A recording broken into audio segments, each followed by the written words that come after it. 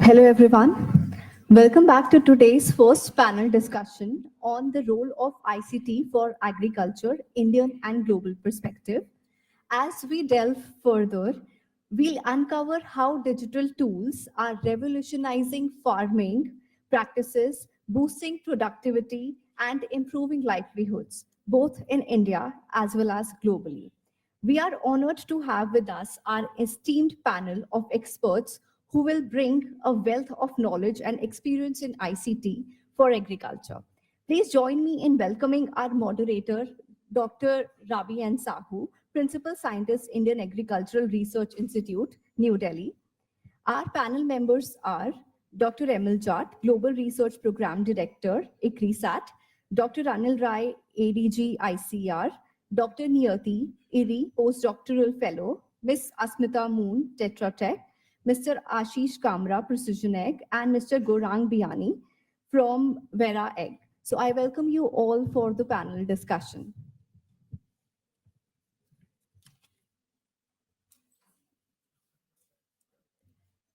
Please join us on stage.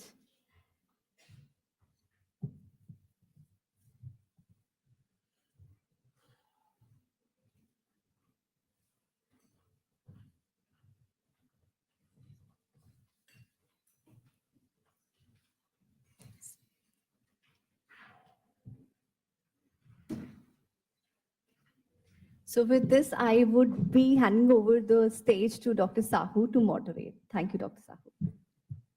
Thank you, Dr. Salini. Good afternoon, good morning to everyone.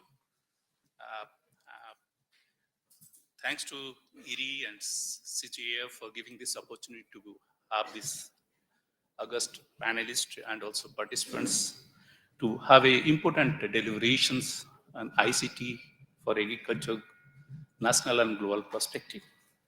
I have very prominent experts. I think today morning we have a lot of deliberations on digital agriculture and what are the ICT tools and the potential. I don't need to deliberate on more on that. And I think 20 minutes is gone out of 11 to 11:45. I think the organizer has to tell whether we are going to extend the time or we have to finish by 11:45. So we have experts, panelists from international platform, also national platform, and also the industry partners. They are very much involved in different ICT tools into agriculture. And quickly, I will have a first round of questions for a very brief, everyone has to be very brief to comment on that. And then we'll have a second round. If time permits, maybe one line, third round. So I would like to start with a global perspective. We have Dr. Anil Jat. Without ML, we can't do AI, as you know, everyone. So Dr. Jat, you have a wonderful exposure all around the globe and also the country. And how do you see those integration of ICT in agriculture in global perspective? And how we can uberize, like today morning, Dr. Singh was talking of, to the Indian perspective. Thank you, Ravi. I think I would start from one of the slide what I showed. That brings the kind of a global perspective of summary. Where are we in terms of adoption of some of the technologies around information communication and also the digital. And in that context, if you see the globally 18% adoption of precision agriculture is, I think, significant. And so when I was, in ICAR as a scientist, in 2003, I went to a training on precision ag at Colorado State University. And I think that was the kind of a starting point. Here we had one NATP project and think on precision farming. That was the new word which came like 20 years back. And since then, you talk about, there are many, many discourses around this terminology, ICT or digital or precision, geospatial, all those things. But I think that all are same, complementing to each other. But in the developing world, a long way to go. There are countries like India making significant progress in the digital tools, but still I see the challenges in terms of making a tool or app. It's a child's play, I would say. What goes into matters a lot, and that's the important component of this whole digital aspect. So the data, I think what we put into that, and how you make decisions using whatever AI or ML or DL or whatever makes a difference. So I think the whole global community is struggling for the quality of the data, the access to the data, the harmonization of the data, the interoperability of the data. So that's the real big challenge. But otherwise, I think there's a significant progress. But if you talk about the whole digital, a lot on the, I think the simple messaging, weather information, and we say, okay, we have revolutionized. I think that's a start, a good start. Long way to go. A lot on the climate information services, for example. So if you talk about climate information services, but in many countries or cases, it's like a one-way traffic. I think one-way traffic is not going to help. And what I mentioned in the morning is the context matters. So until we contextualize it, it's a problem. And that contextualization needs two-way. It's not like what you know and then send it to the farmer and we feel that farmer should adopt.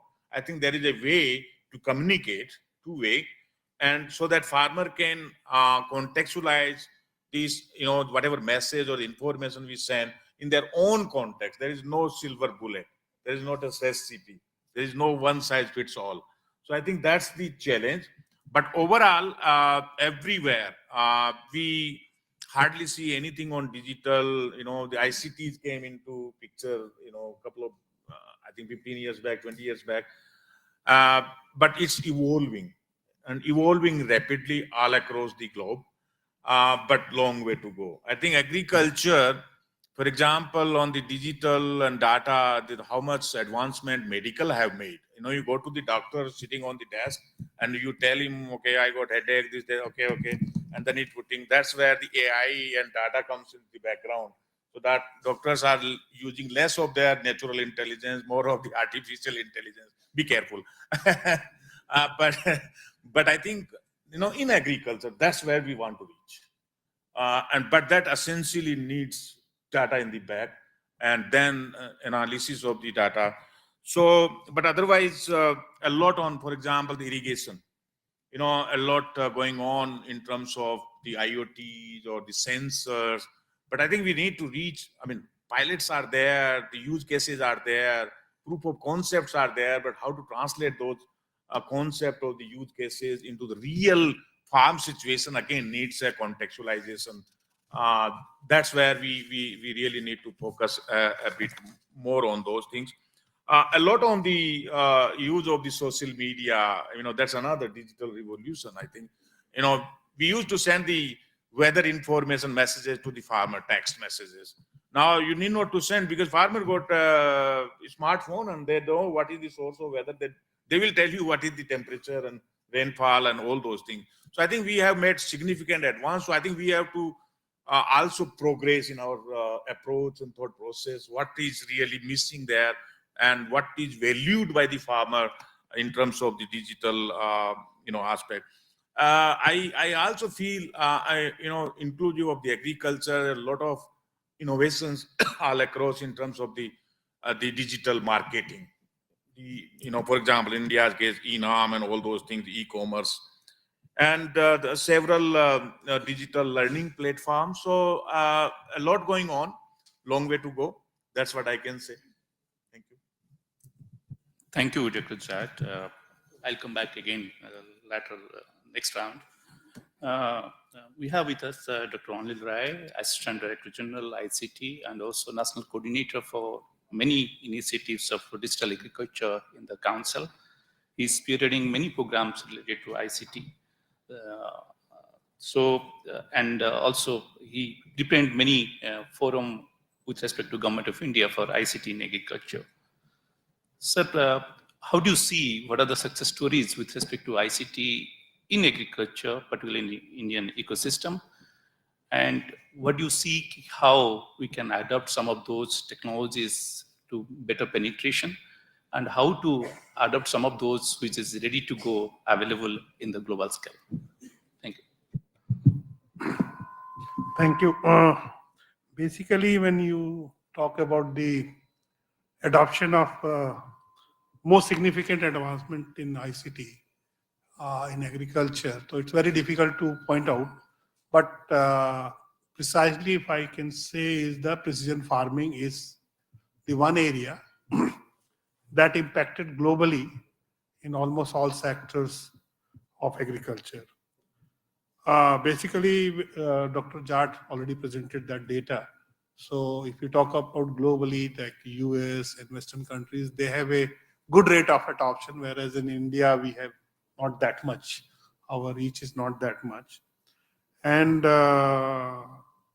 when you talk about the impact of this, no need to repeat again, but you can see that optimization of the input use efficiency is increasing when it is adopted. I've gone through several papers of the impact globally what ICT has. So that is the first. Then yield maximization is other. Then coming to the prediction and prevention of the calamities like insect pest infestation, or whether it be a rainfall or whatever calamity, that prediction and then prevention of our agricultural system. That is the third impact. And coming to the most important is the quality production. See, the residue impact of the chemicals and fertilizers that we are reducing, and quality production is coming out, and because we are more concerned about the health. Now we are becoming more conscious about the health. And that increased the profitability of the farmers, basically. And reduction is loss is other area, which has an impact globally. But India, still we are struggling with that. And then, of course, cost reduction. So cost of production is going down, optimization of input use, input of the agriculture is the best impact of this. Now coming to Indian context, out from the globally, basically when you see now recently, India has moved much ahead in the digital infrastructure. So we have a penetration rate of mobile around 50% now, mobile phones. And internet penetration is more than 70%. It's touching around 80%, which is maximum we achieved in last 10 years, basically. So now we are ready to roll out these technologies, and the cost is one aspect, which is because our farmers are mostly small and marginal farmers are there. So we have a major constraint of the cost of the technology and the customization to the Indian agricultural environment. But I see now three or four major areas where now we are progressing very fast. One is protected cultivation. Protected cultivation, now you can see in the market, you might have realized in the market you have cherries and beautiful tomatoes and all these, which capsicum. So they are coming out throughout the season, and near around Delhi also you can see, in Maharashtra and Karnataka, they are the major adopting their protected cultivation, and they are using this. And then other is a cattle health, if you talk about the livestock. So now you know that belt is coming, and you can put around the cow and buffaloes, and you can monitor their health through that, as we are wearing this watch. It is similar kind. So that is also being now increasingly adopted by the farmers. And then, of course, IoT for irrigation and fertigation. In the major crops which are very water intensive, like banana and other areas, the farmers are already adopted if they are growing this commercially. So these are some of the impact, but all of us, we are trying to reduce the cost and to make best use of this infrastructure, what we have, digital infrastructure, and our information delivery and integrating everything all together for the last mile connectivity. So that has to be done still in India. Thank you. Thank you, sir. Now I'll move to Dr. Niyati from International Rice Research Institute, who has been doing a lot of research related to gender disparity and women empowerment. How do you see the perspective of women in ICT penetration in agriculture?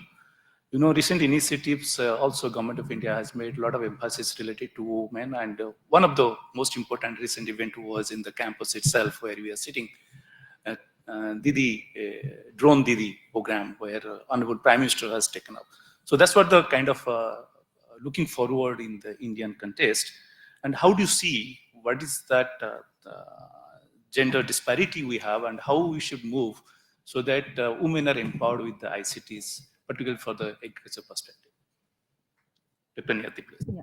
Thank you, Dr. Sahoo. And yeah, I think one of the primary challenge, like what Dr. Shrikant showed also in the slide, while we all talk about the transformative potential of digital innovation, ICT in agriculture, without any doubt, I think there's a lot of evidence on that. But I think it's very essential to address an important challenge, which is the digital divide. I think there's a huge disparity in terms of ownership of these applications and tools, and also the use of it. So, I mean, there was a very interesting number which just now Dr. Rai mentioned about the penetration of internet. Like if you look at the recent data on National Family Health Survey data at India, you can see huge differences in terms of ownership of mobile between men and women. If you compare that, like probably 45% of women own mobile phones in comparison to 70%, 75% of men. At the same time, even the use of internet, you see huge differences. So I think what's the first important thing there is, of course, farmers is not like a homogeneous group. There are a lot of variation in terms of the social groups, whether it's about gender, the caste, where they're located in the socioeconomic status ladder. All these things are very essential when we talk about it, because that's what matters when we talk about adoption.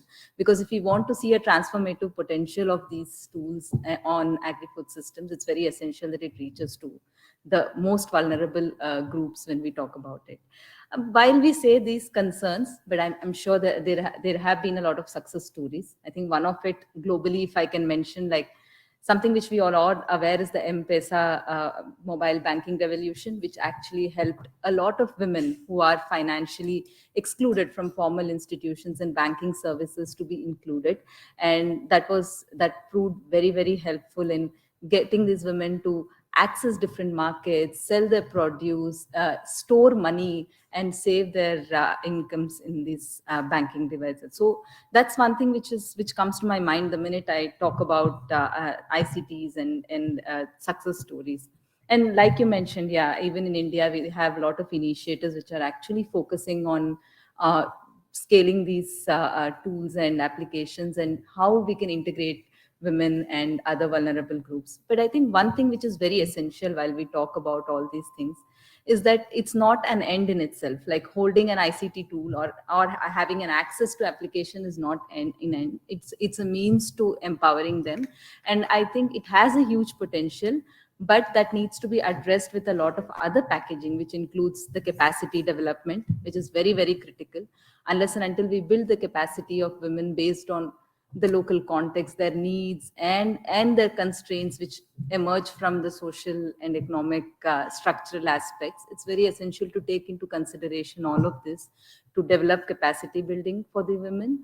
And at the same time, it's also important to invest in the enabling environment. It's not that having access equates to using and benefiting from the tool and application, but how can we ensure that they actually benefit from that? So one shift which I feel is very critical would be to make these applications more demand driven, look at the needs of these farmers, what they actually need, instead of just putting together a lot of like what Dr. Jat mentioned. It's very true. I mean, creating applications is very easy, but what is the content, what context matters is very important while we do that. That is when we can actually ensure more of the transformative potential of these tools. So that's what I would like. Thank you, well noted.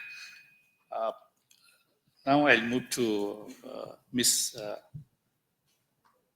Asmita. This event is having three big I's. One is inclusiveness, then inspiration and innovations. A lot has been talked about the innovations, but how inclusive we are, how farmer is inspired, the last mile. What is your experience working in the ground from the Tetra Tech point of view, and you have a long field experience, and what are the opportunities, what you can tell to this gathering, what we should work on? Yes. In terms of the innovations, we are still, most of the startups and innovations that we see across South and Southeast Asia are still mostly focused on building the information gap. And that comes right from your weather forecasting to crop health management, water management. So building the ICT solutions only on those basic levels is what is the requirement from the farmers as well. And that's where most of the startups are building their ICT solutions as well. The second part that we see, so this is obviously when we look at directly at the smallholder farmers, but you have to see, even if we have across most of the South and Southeast Asian countries, 70 to 80% are the smallholder farmers, but the way farming is being conducted is not decentralized. There are a lot of platforms which are being created to centralize some of this, to bring that collaborative and community effort in facing the challenges of field management, fasting the production, the processing systems as well. And that's where these startup needs to integrate ICT, not just in the inputs in production, but also in their own operations, of how they can create the value chain of the farmers more faster, from supplying the right inputs to getting them to the market, getting the right value for their inputs. So there obviously a lot of innovations we have talked in the panel so far, but I think in terms of opportunities, there's still a lot of gaps that we see, the challenges that many of these companies are facing. We have been working on, say, cold chain solutions for so many years now, but we haven't cracked the market yet. We are still facing challenges of how a smallholder farmer can access the cold chain solutions in a way where he or she gets the right value in the market. So where will the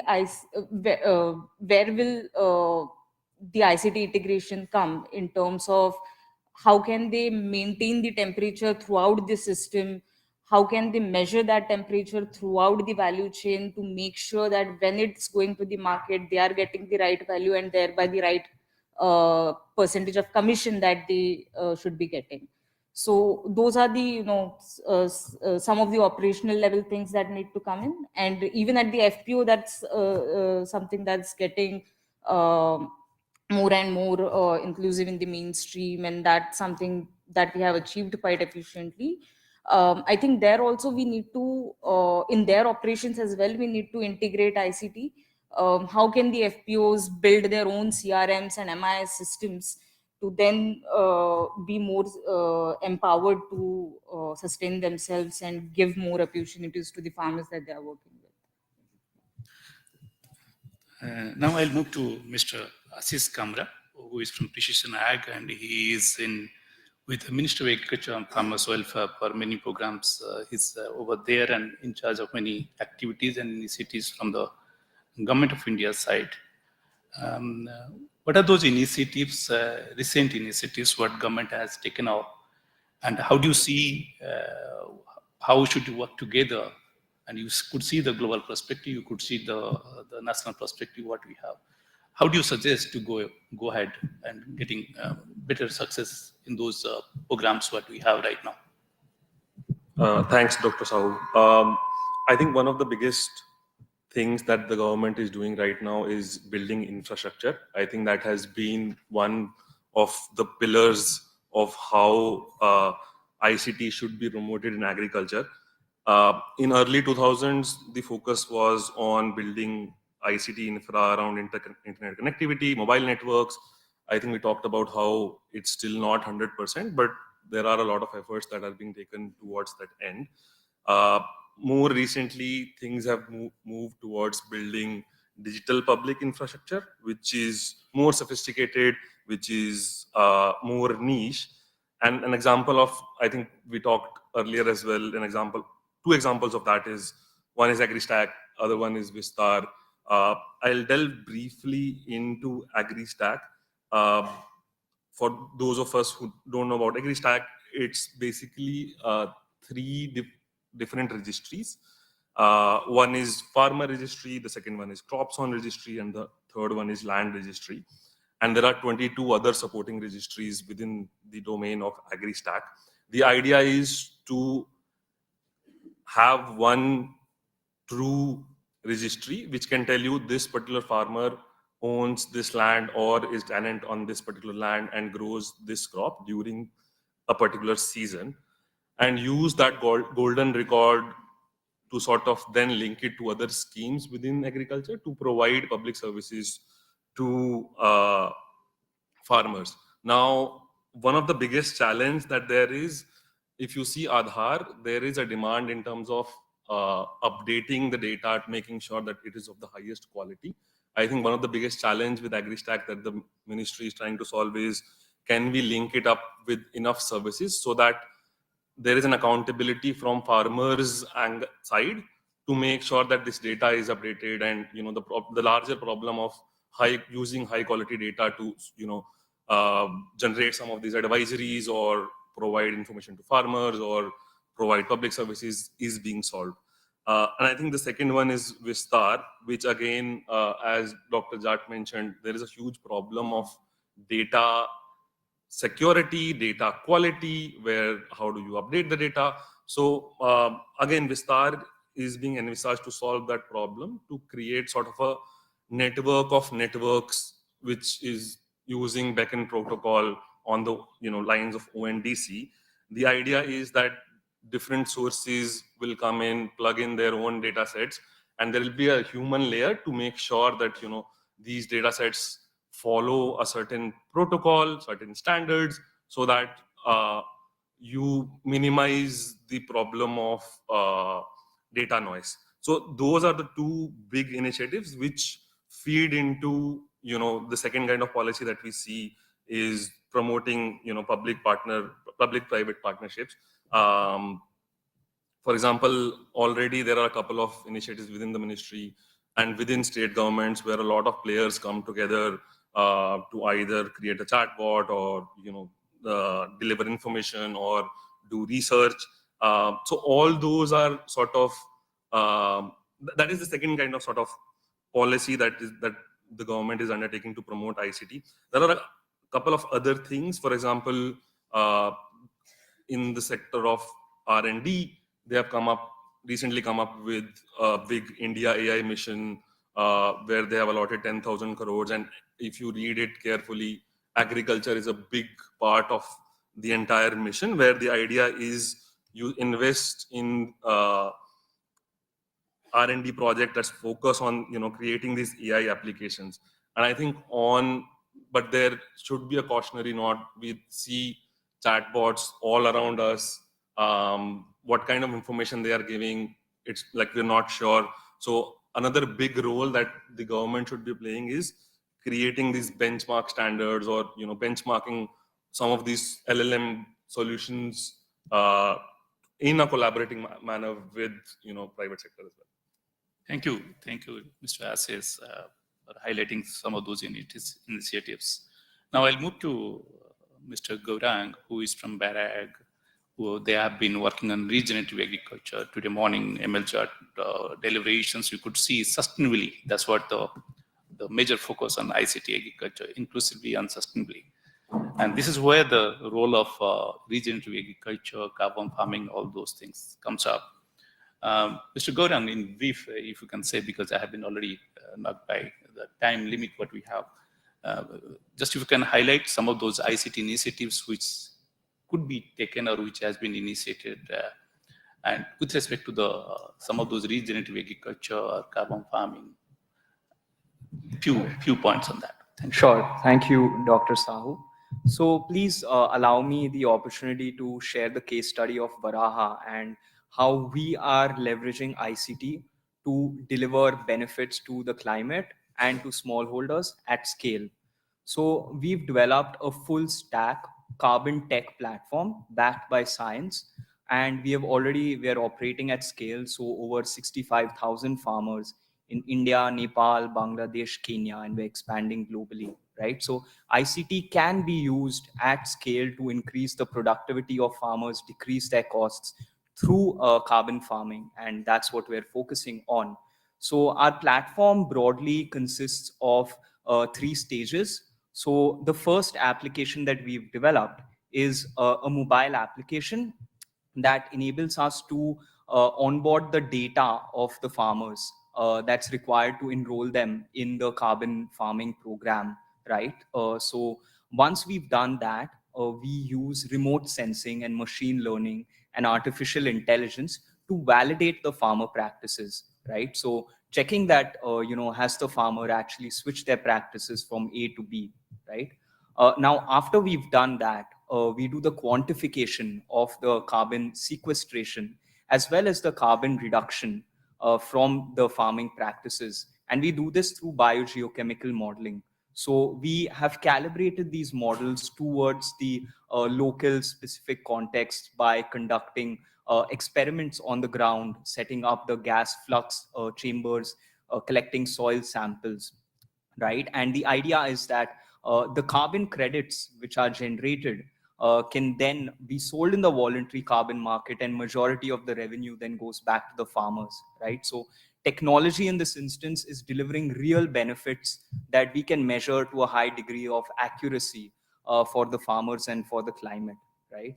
And I can also just briefly touch upon some of the trends in agri-tech more broadly, coming from a startup that I see, which are very exciting. So first one is, I think climate prediction and analytics is going to become very important, predicting extreme weather events. And we're already seeing companies coming up like SkyMet, for example, which are providing data to parametric insurance providers, right? Like index-based insurance, which I think is going to be very crucial.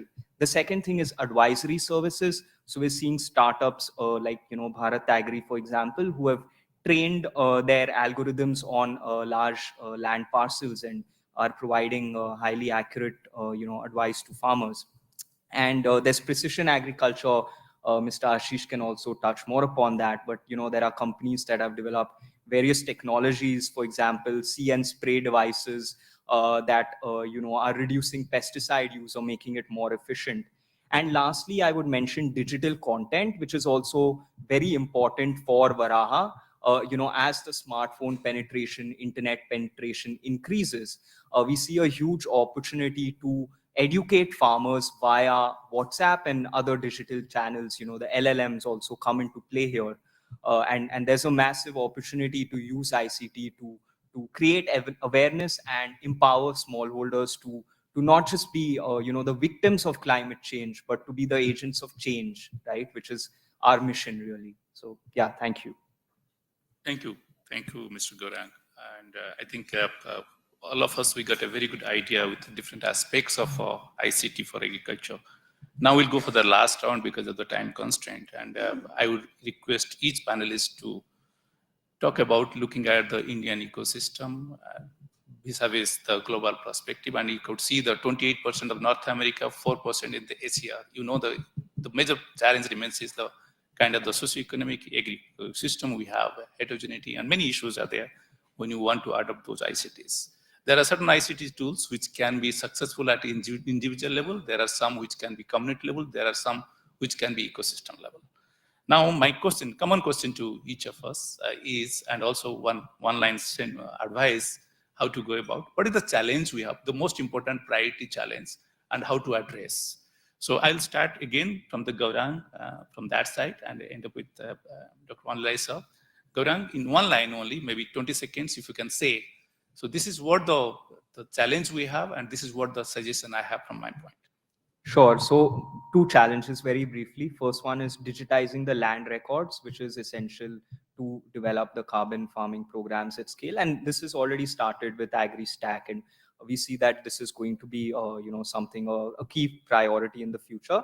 The second thing is access to high quality, hyperspectral satellite data at a granular level. And again, we see exciting progress being made on this. We are eagerly awaiting for the NISAR launch by ISRO, which is supposed to happen this year as well.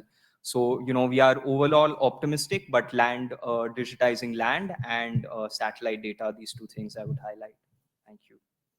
So next, Mr. Ashish. Thanks. I think the biggest challenge is while we talk about, creating these chatbots or LLMs or, high-tech solutions, again, we should know that a majority of the farmers do not use smartphones or do not have access to digital literacy so that they can make sense of a lot of different services that are being provided. So I think the solution to that is to not ignore, rudimentary ways of communicating to farmers, whether it be SMS or IVRS, where while the focus should be to create more sophisticated systems, at the same time use, current technologies to sort of disseminate good quality information to farmers. Thank you. Yeah. I think one of the biggest challenge for ICT would be the capacity building, not only of the farmers, but also of all the stakeholders involved at the ground level implementing the solutions, from the government training institutions to the traders.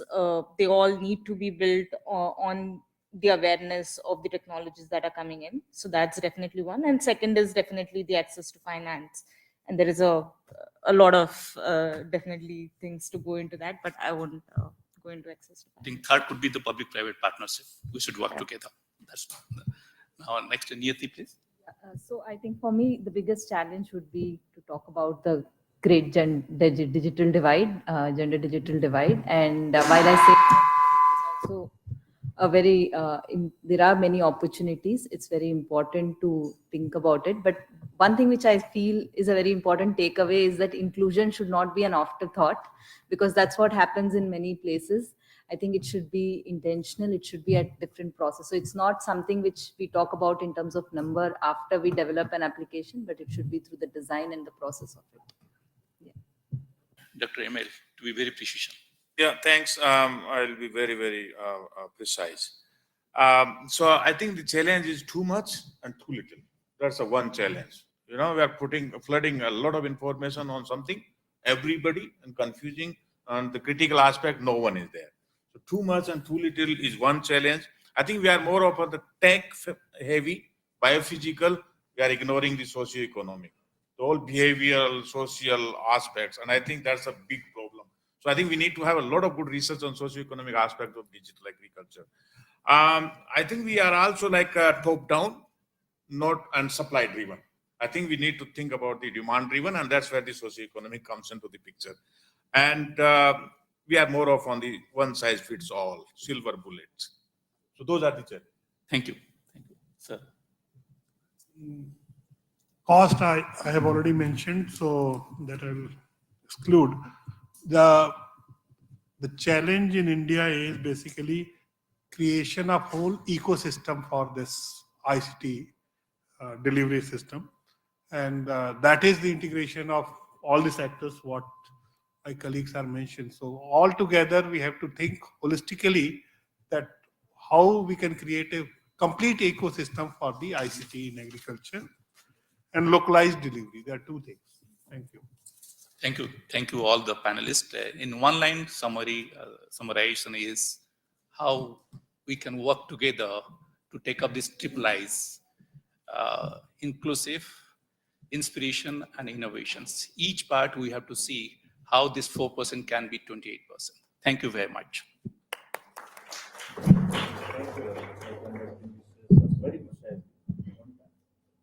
A big thanks to all our panel members and the moderator for giving us insights into the growing world of ICT.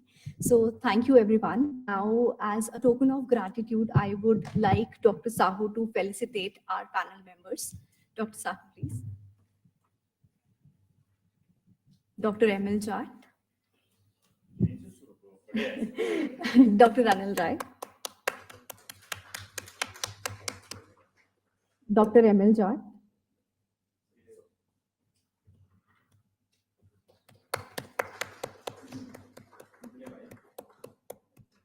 Dr. Niyati.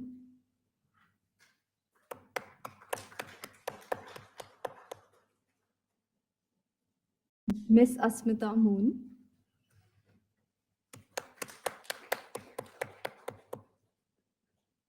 Mr. Ashish Kamra.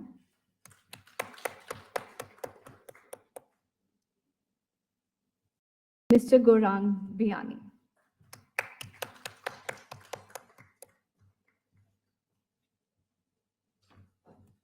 I would be delighted if Dr. Anil Rai and Dr. Emil Jat could felicitate our moderator, Dr. Sahoo, please.